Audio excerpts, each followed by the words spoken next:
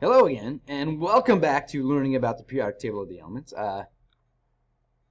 Let's review, because I'm having a hard time remembering exactly what it is that we talked about last time. I believe it was, oh yeah, how took a long time for us to realize that there were all kinds of these different elements, and over the time and history of learning about them and discovering them, there was a need to organize them in a way that was understandable, so that we could predict things, and categorize things. It's what scientists like to do.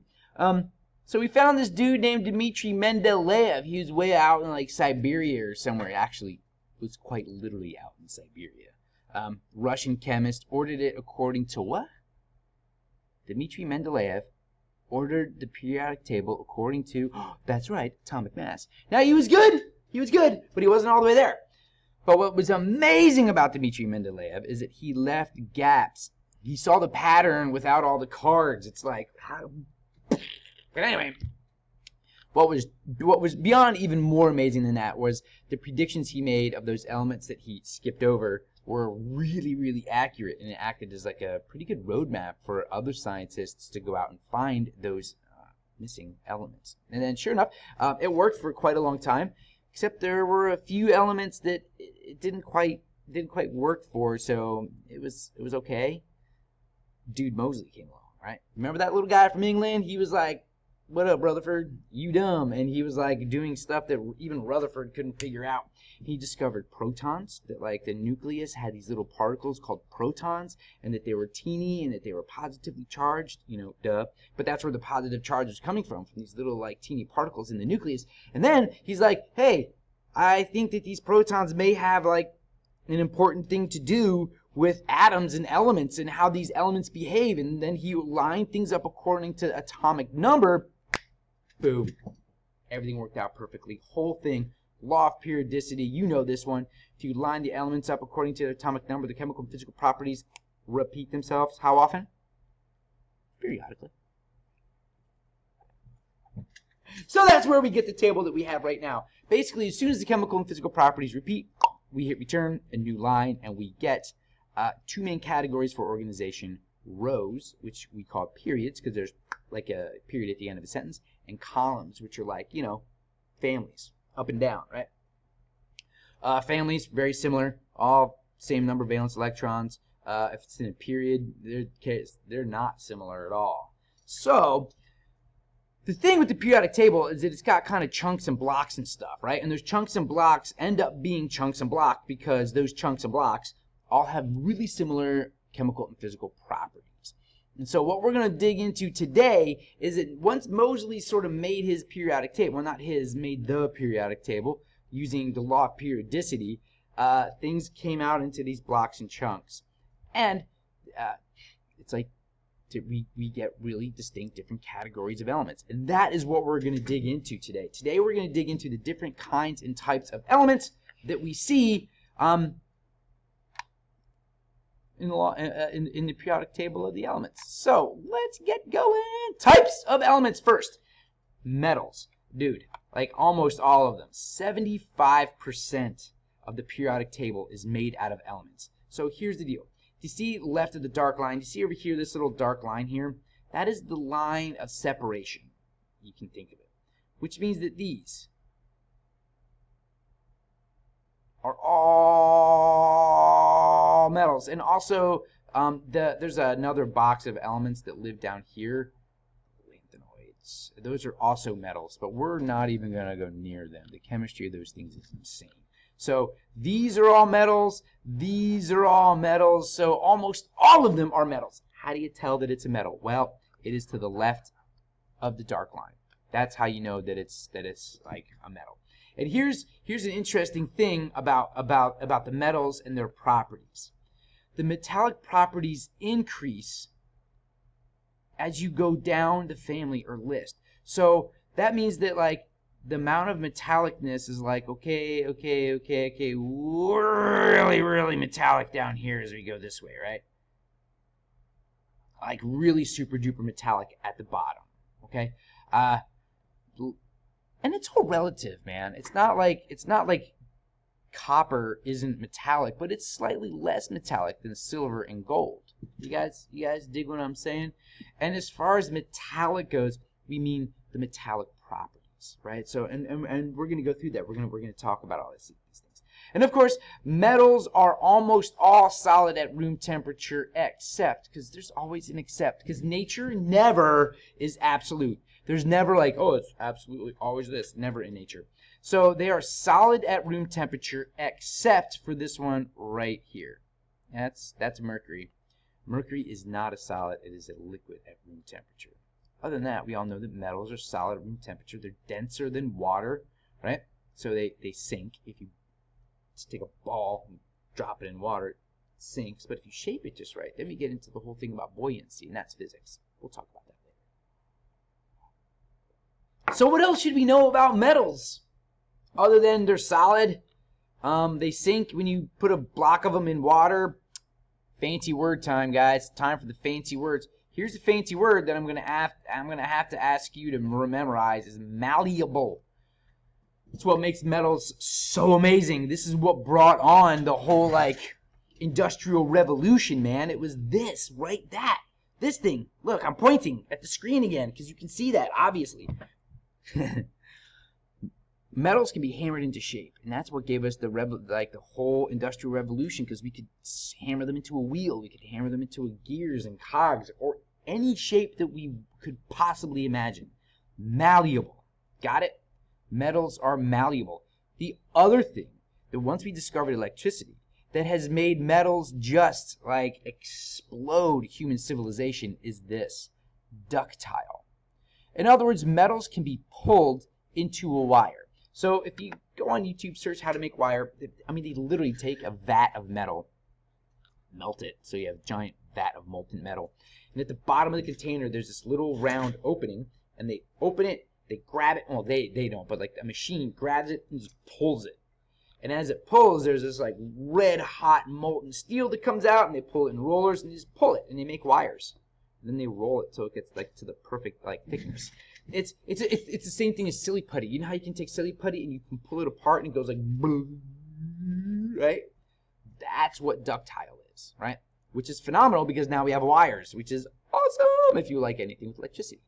You know what I mean? Things that are not ductile, that would be like chalk, right? You can't pull chalk apart and have it like string out into wires. Not very ductile at all. Moving on. We're going to have another vocab word here. Luster. But you guys already kind of know what that means. Shiny. Metals are shiny. Right? I mean, it's kind of, polish them up. They're beautiful and shiny. Again, not all metals are perfectly shiny. Not all metals are very ductile. Not all metals are actually terribly malleable. Some are more malleable than others. Right? Like, for example, I'm going to come back up here, and I want to talk about copper, silver, and gold. Like, copper is definitely malleable, right? Like, you can make it into pipes and stuff.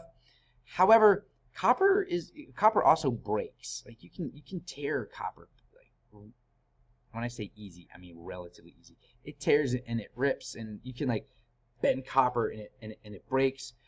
Gold, however, is even more malleable.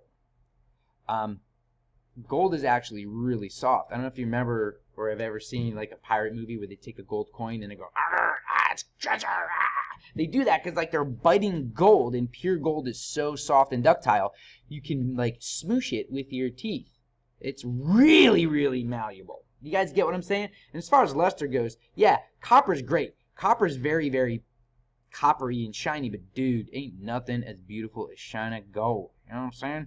So that's what I mean by it gets a little more metallic as you move down the column or down the family. Yes, they're all metals. They all have luster. They're all ductile. They're all malleable. But towards the bottom, they're a little bit more. A little bit more. Oh, hey, good conductors of heat and electricity. This is why we make our pots and pans out of metal and not, I don't know, what's a non-metal? Carbon? Like, that would be silly to have a pot and pan made out of carbon. And it also conducts electricity. Isn't that lovely? Again, the whole wire thing. So, a lot of these properties you already know, but now we're like codifying them and putting them into like a category, right? And of course, you're going to have to memorize all of these properties. But again, it shouldn't be all that bad. Ductile's pretty new. Luster's a new word. Malleable, it shouldn't be a new word. And if it is, welcome. You have new words. You're brilliant, getting smarter. All right, now here's another one. Low ionization energy and low electronegativity. Go ahead, you can ask. What? I'm sorry, what? Oh, what is ionization energy? And what is electronegativity? I'm really glad you asked, because these are things you're going to need to know. Ionization energy is the amount of energy it takes to remove a valence electron. Right? It lets us know how strong that atom is, like holding on to its electrons. Or really, it tells us how much energy it takes to scrape an electron off. Now, very similar, but like measuring it in the opposite direction, is this guy over here, electronegativity. Electronegativity is going to... Whoa. We're jumping. We're jumping again. No, we already did that. Electronegativity is how strong an atom is pulling on electrons from another atom. So it's how strong that, like, so protons are positive. It measures how strong that, like, positive proton pull affects other electrons, like how strong it pulls in electrons in towards itself. So ionization energy, again, is the amount of energy it takes to remove an electron, and electronegativity measures how strong an atom pulls on electrons from another atom, like how great that proton pull is.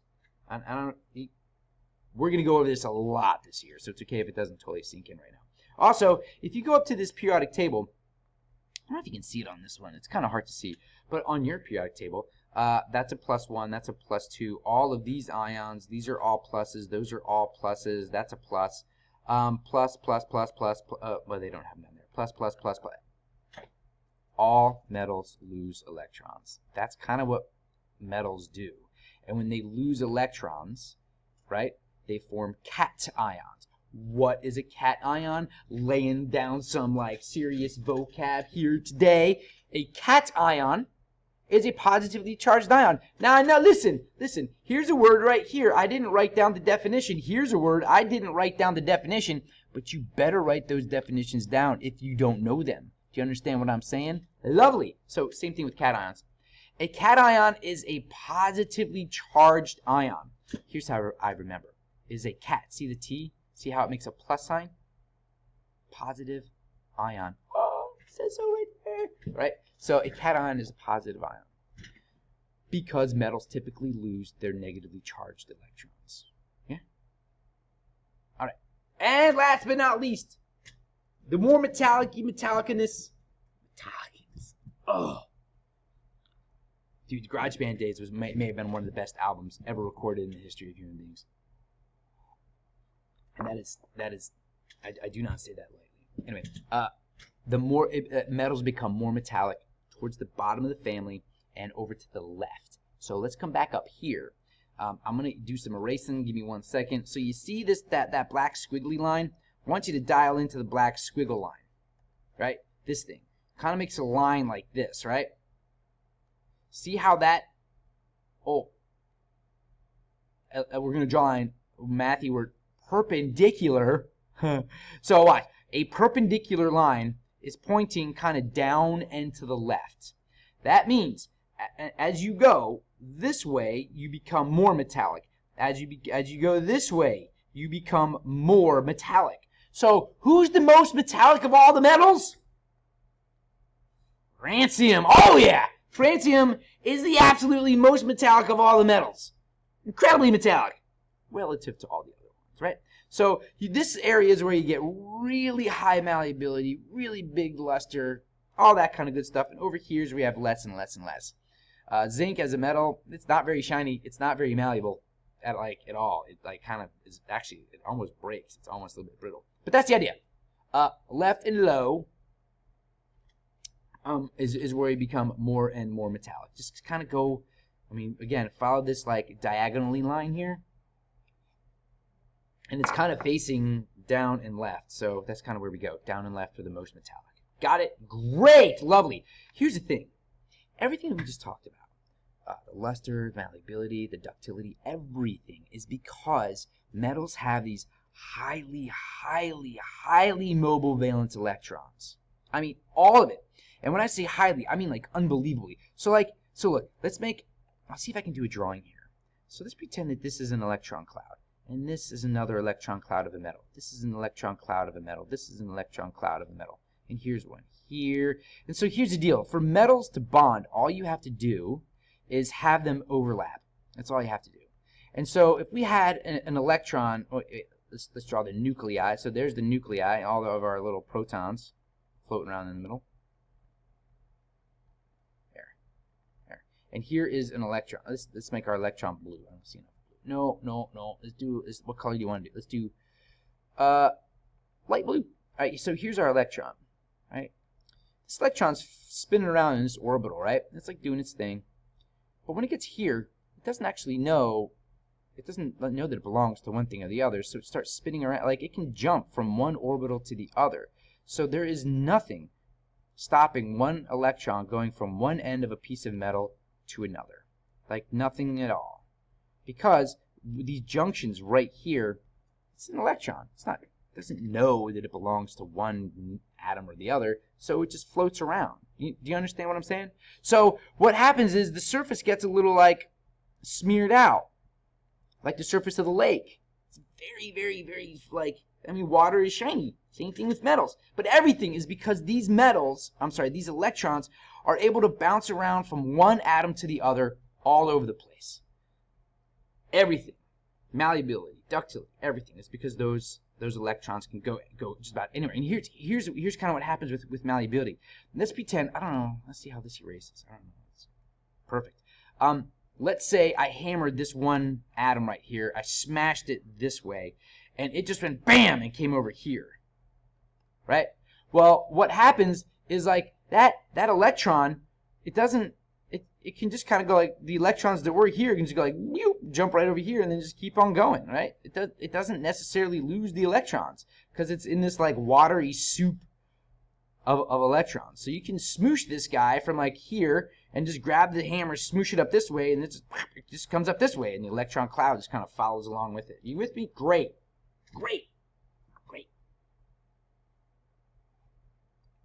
Yeah. So all those metallic properties come from highly mobile valence electrons. Have I made enough of a point here? Have I emphasized this enough that I want you to like really own highly mobile valence electrons? Why are metals malleable? Highly mobile valence electrons. Why are electrons ductile? Highly mobile valence electrons. What makes something metallic? Highly mobile valence. Anything that has anything to do with like metalliciness comes from highly mobile valence electrons. They can float anywhere. It's weird.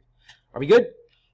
We'll dig into that later, too, this year when we talk about metallic bonding and stuff and how metals stick together. Yeah? Great! Next. There is a subgroup of metals that we are going to ignore. We're not touching the chemistry of these things because the chemistry of these things gets like crazy. If you really want to dig into the chemistry of these guys, these are called the transition metals. You need to become a chemistry major. And around your senior year, you can take a class called physical chemistry. It actually gives me nightmares just remembering it. But that's when you start studying the chemistry of this group. These are called the transition metals. The groups are from 3 to about 12, but some of them bleed in here. So these guys here are also considered transition metals. Here's what you really need to know. What I really need you to know is you need to be able to identify them. So you need to be able to say, what group is a transition metal? You can say group 6, right? If I can say, what kind of metal is, what is that, Rutherfordium? I don't know. It's transition metal, right? Groups 3 through 12 are considered transition metals. Got to know that. Got to know the name of that chunk, all right?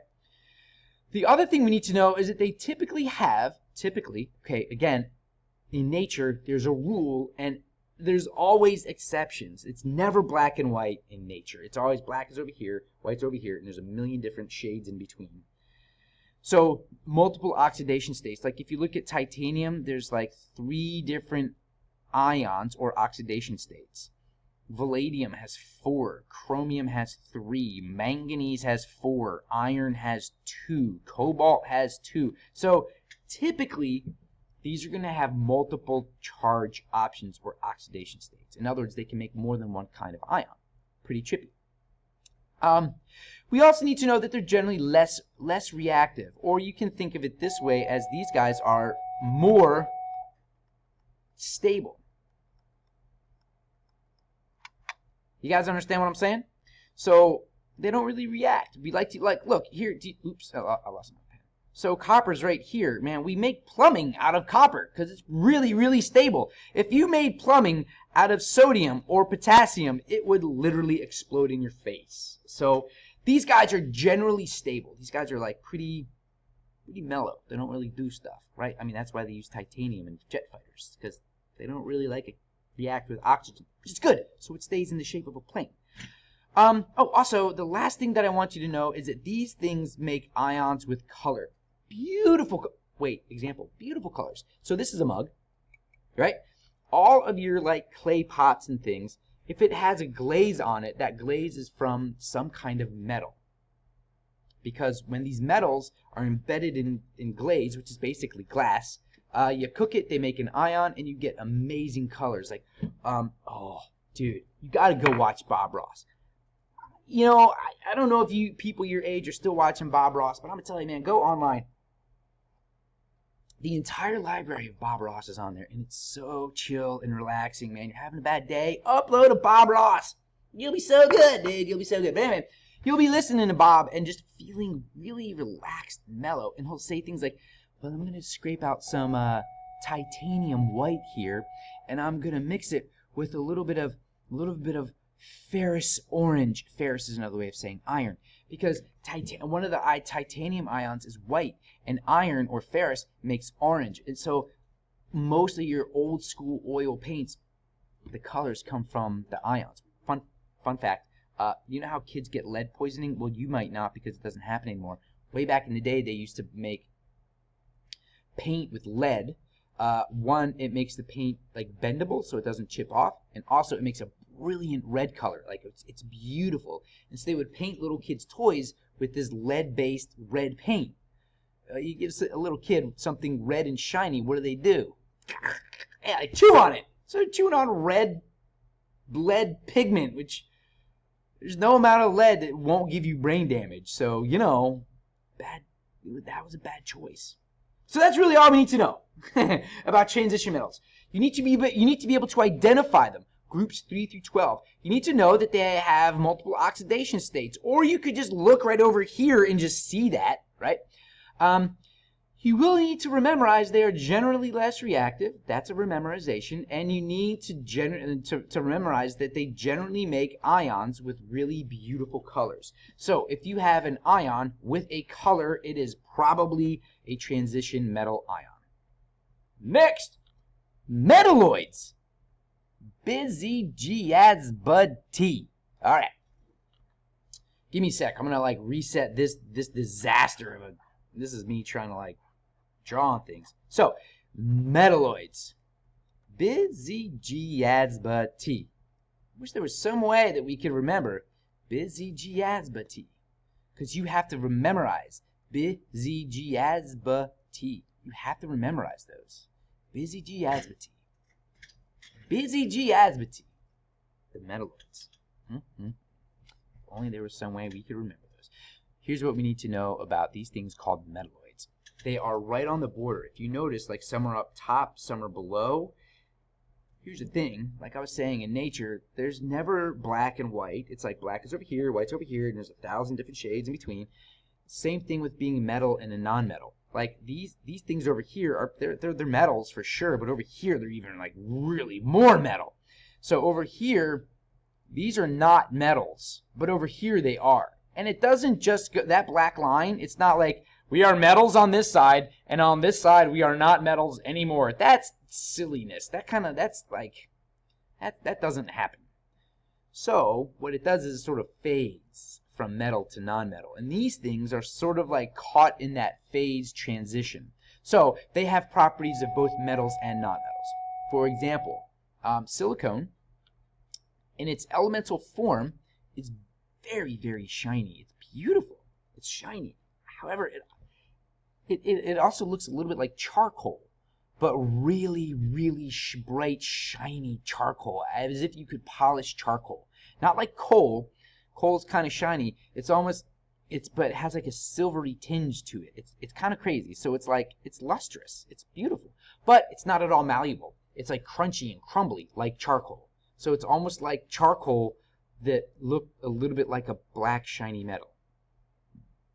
Really cool. Also, sickeningly toxic. So let's not play with it. Same with germanium. It's a metal, but it's like, I think it's like puke green. It's not shiny at all. So these guys, they border metal and non-metal, right? So they're called metalloids, right? And so they have both. They have both metal and non-metal. Now, we haven't talked about what non-metals are. They're basically anything that's not a metal. Right? Like, see how sometimes science tries to not be complicated? Nature is messed up enough. So we're going to go with metals. And things that aren't metals, those are not non-metals. Not metals. We'll just go easy with the naming, right? So a little bit of both.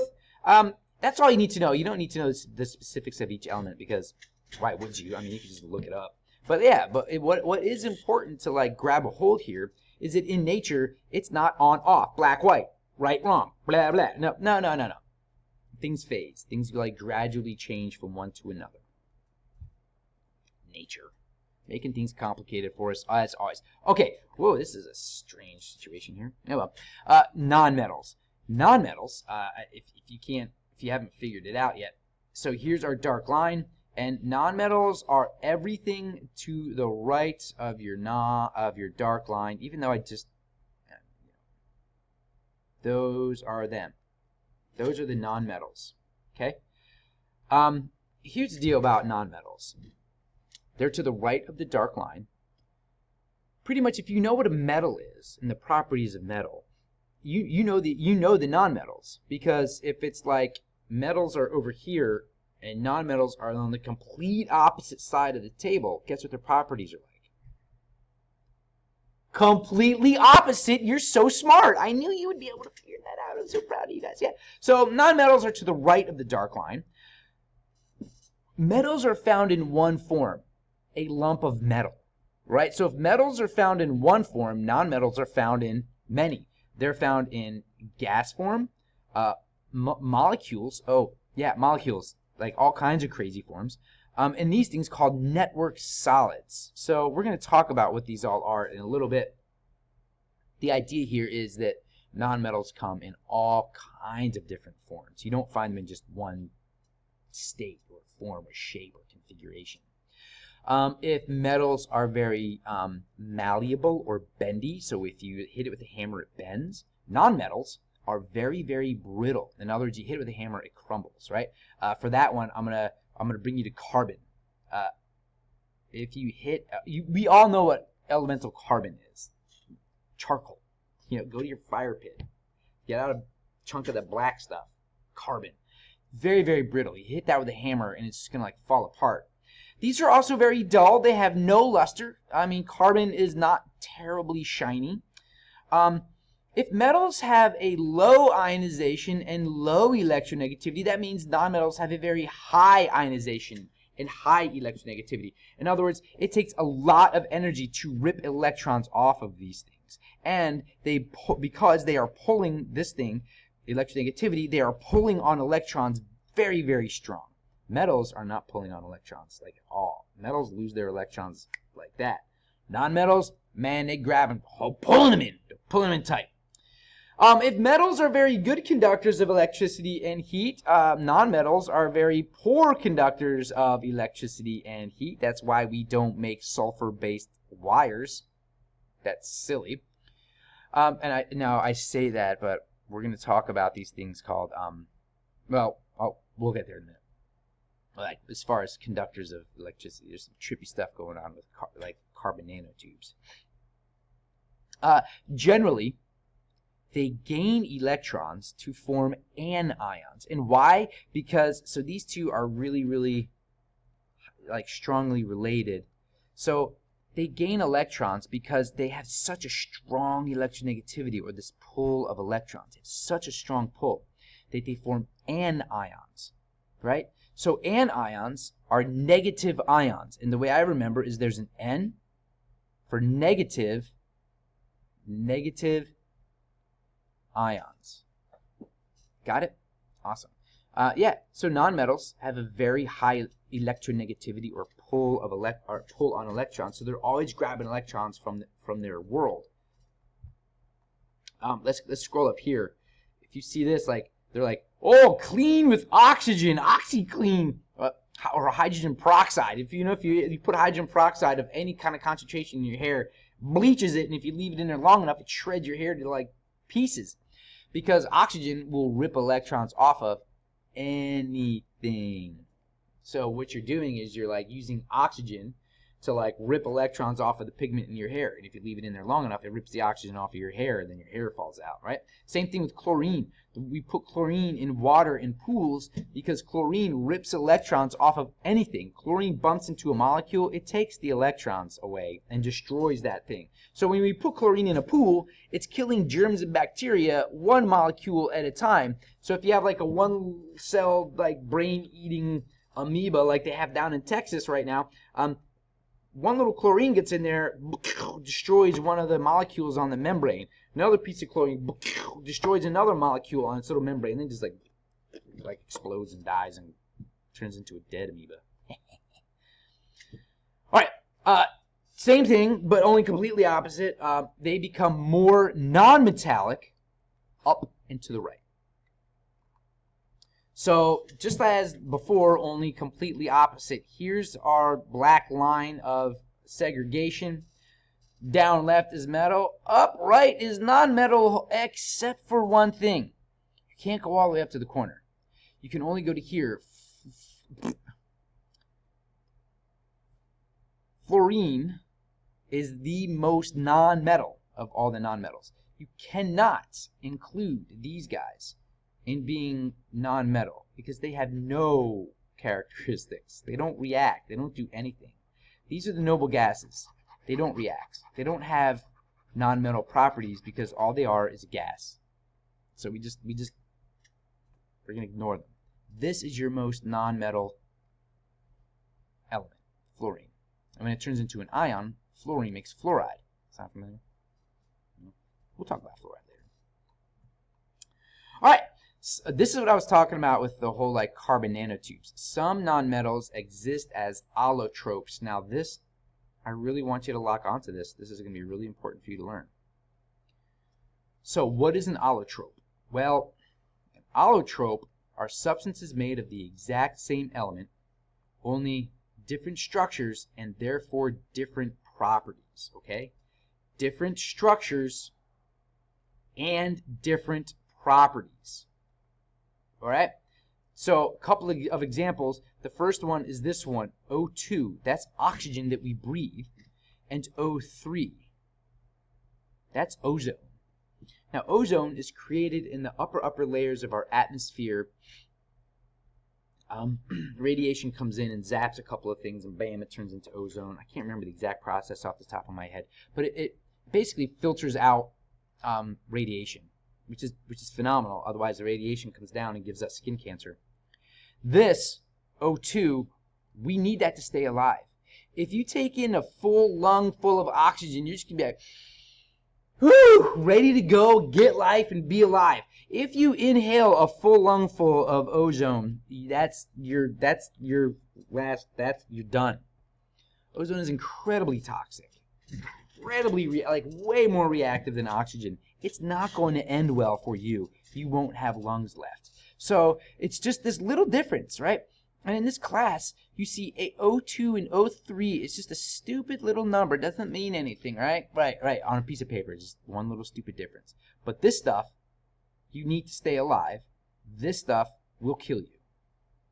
Okay, that's what I mean by a different structure. And another one that we really need to dig into is carbon, because man, Dude, the allotropes for carbon are like all over the place, right? So that charcoal is kind of like, they're like this. They're just like messy and just like kind of bonded all over the place. It's kind of total random, just random messiness. However, if you bond them into this like really nice 6-ring pattern, and then bond another ring to it, and another ring to it, and another ring to it, and then make this sort of like a plate. See how it's like that plate is called graphene. And then below it, there's another little plate, right? And those plates are kind of held together, but not well. They're not held together very strong. There's like basically weak intermolecular forces of attraction holding these like plates together, and those plates scrape right off. This is graphite. This is stuff that's in your pencil that like you use to draw, right? The other one that I want to jump over to here is diamonds. You see how this makes sort of like a tripod shape with like a little stand, and that stand becomes sort of like a tripod in this direction and this direction. It makes a 3-sided triangle, which is the absolutely most stable and strong geometric form you could possibly make.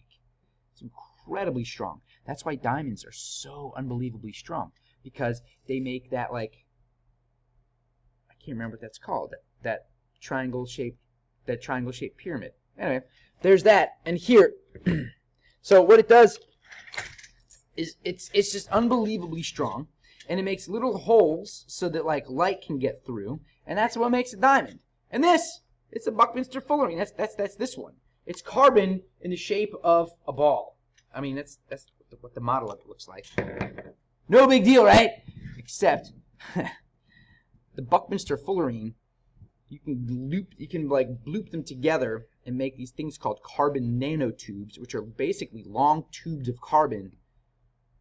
And we've just discovered that they can conduct electricity like nobody's business, which is an exception. Like carbon is one of those few nonmetals that can actually conduct electricity. You can use graphite to conduct electricity. Anybody who welds probably has some like graphite or carbon-based like welding. I don't know what they're called, the welding tips to make the electricity zap through so it melts the metal made out of carbon.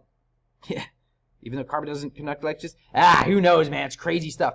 There's amazing technology coming out because of these things, because of these allotropes, right? Allotropes of carbon are going to change stuff. It's coming. Wait for it. It's going to be amazing. Also, some nonmetals are found as diatomic molecules. Now, let's break this word down. Di, not like Halloween. This means two. This is the prefix that means two. So there's two, and this one, atomic, that means, atoms. So guess what diatomic means? 2 atoms. They're always found in 2.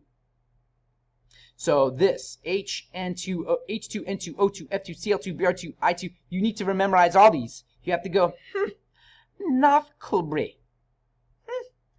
Right? Nafkulbre. Another way you can remember, if you come up to our table, oh wait, this isn't going to work. Oh yeah, sure, it'll be fine like this, because you notice those are not part of it.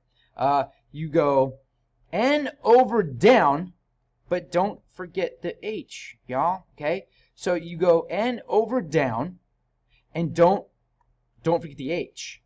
You just go N over down, and don't forget the H, y'all, okay? I wonder if there's any way we can remember that one, too. I don't know. We'll have to figure something out in class to see if we can help you figure it out. Whoa! We're almost done. Almost.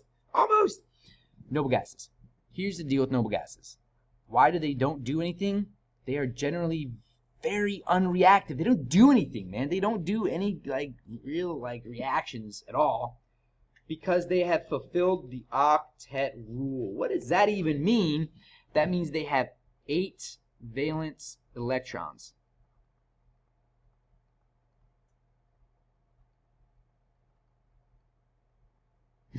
That was bad. That right there, ladies and gentlemen, is an example of poor planning on my part. Meh. You get the idea. So noble gases, they're way over there on the right.